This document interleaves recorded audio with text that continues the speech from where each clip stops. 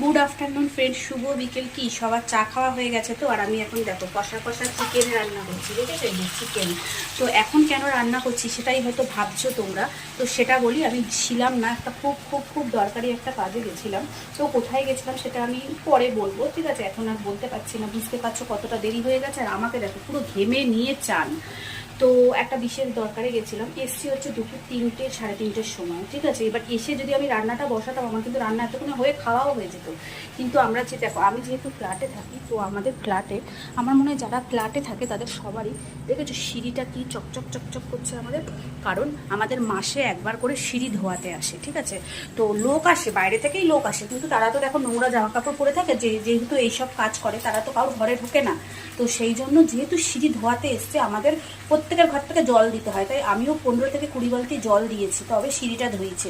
তো সেই জল দিতে গিয়ে আর তারপরে রান্না